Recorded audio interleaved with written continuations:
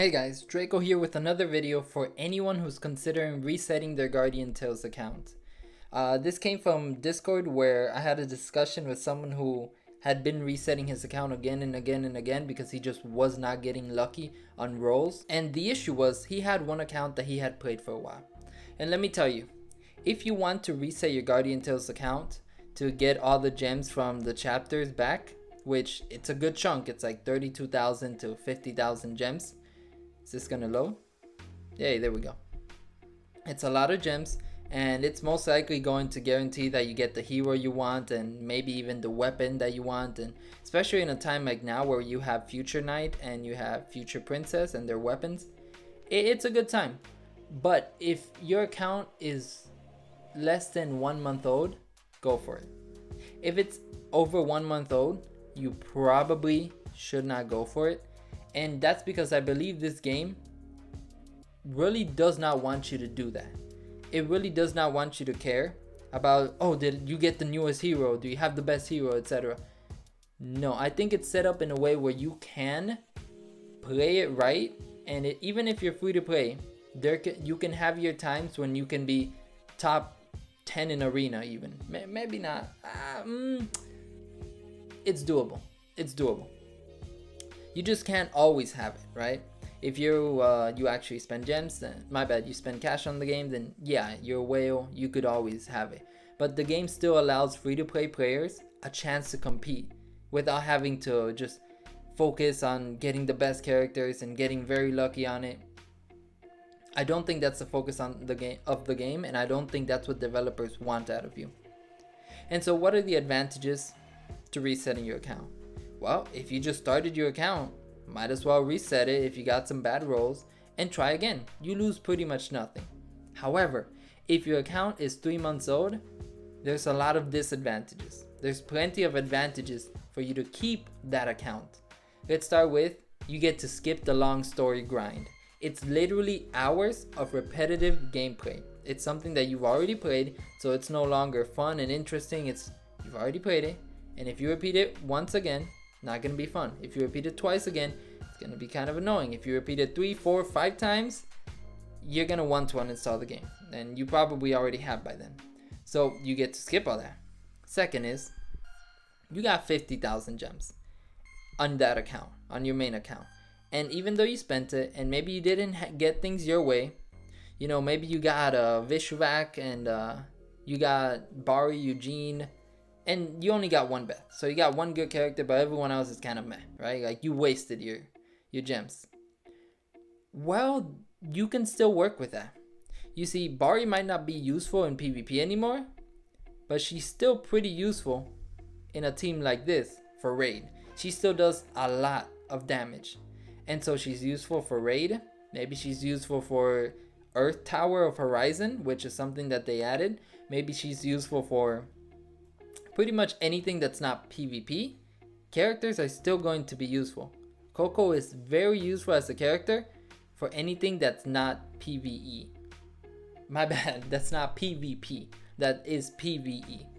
And so I'm sure you got something out of it. Do you want to throw that away?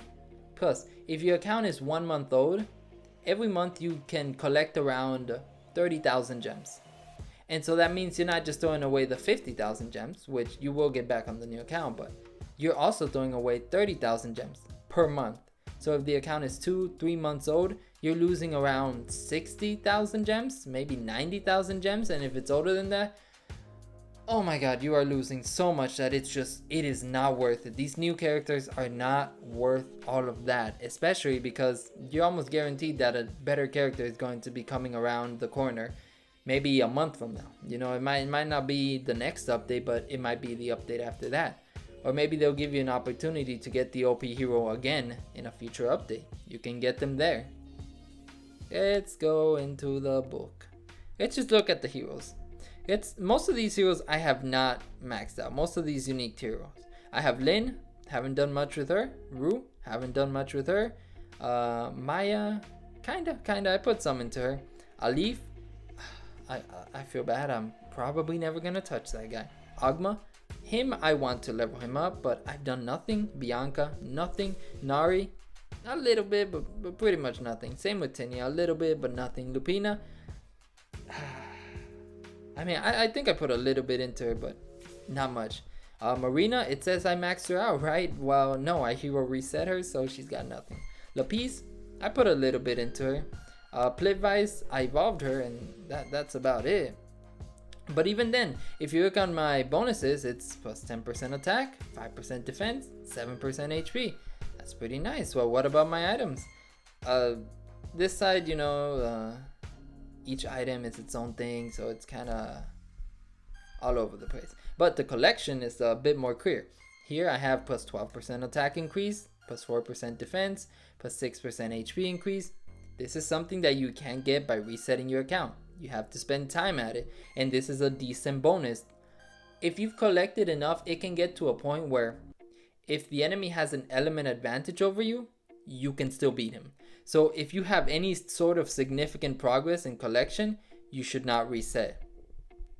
Not to mention Guardian Base Camp. This is massive. 29.6% attack increase, and I'm not even maxed out. I'm guessing maxed out is going to be like 45 or 50%. It's going to be some big number like that.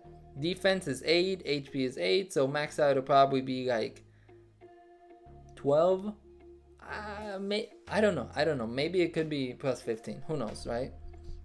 So these are big stat numbers that you just have to grind out with time. And even worse than that, they have conditions. For example, I'm stuck here mostly because I need 9 or more different epic EX equipment, and then you need at least one of them, or my bad, 2 of them to be plus 1 limit broken. That's a pain. And if you just started your new account, it doesn't matter how great it went summoning, you're not going to be able to get through points like that. And to be honest, I made a mistake, and that's the reason why I'm stuck. If I hadn't tried to maximum break some weapons and basically thrown some other weapons into the garbage so that I could get the weapon medals for it, I would have already been at level 250 probably, maybe even higher. And so these are things that make a difference and that just take time. It doesn't matter how much you summon or how lucky you got, it just takes time.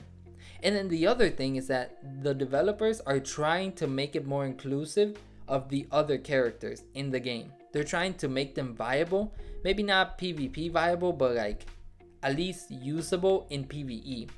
And if you look at this raid, in raid I used to do around 15 million damage every single raid, and then suddenly I saw my guildmate Ruji, and he managed to do like 40 million, 30 million damage in raid, and I'm just like, how? And so I looked at his team, and it's like one good character, and then one unique character, and then a bunch of rare heroes that complemented with their party buffs the main character. And it's like, oh, okay, I see what she's doing there. And so I tried that, and I managed to go from 15 million in the next raid doing like 36 million. And that's just like, whoa, this is crazy powerful. So I started investing into my other characters, which might have delayed me in some things like PvP and stuff, but in terms of raid, just look at the damage difference. I'm now at 69 million in the raid, and to be honest, I slacked off just a little. I took it easy on some bosses, and I did a little less damage than I could. Otherwise, I would have hit 70 million in the raid. So going from 15 million to 70 million, just because I had enough resources to just throw it around in my rare heroes and make teams that could handle raid properly. This is something that you don't get from resetting your account. It takes time. And there's not just that. It's also the Tower of Horizon, okay? And it's not just that. There's also Camazon Land. Now, Camazon Land, yes, you use one main team and you can get through it with that main team, but they're starting to change things. For example, here, you can now reset, rest, cleanse, or revive. And so what happens here is, thank you Robin Hood, thank you. Anyway, so what happens here is that you can have one of your main characters die, put in a side character that'll just get you guys going till the end, and then boom, you revive your main character and you're back in the game. They're trying to make it more inclusive of other characters so that you can use some of the other heroes. So if you're going to reset your account, the account better be very new.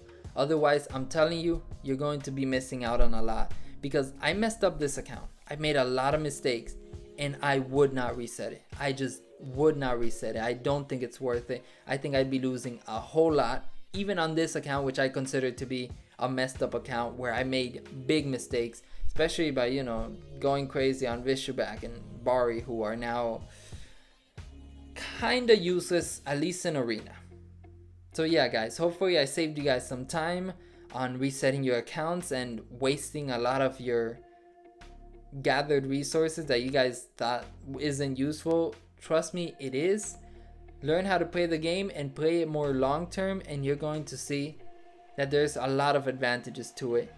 And I'll have to talk about that stuff in another video. Either way, hopefully you guys consider subscribing for that other video, and I hope to see you guys in the next video. Bye bye.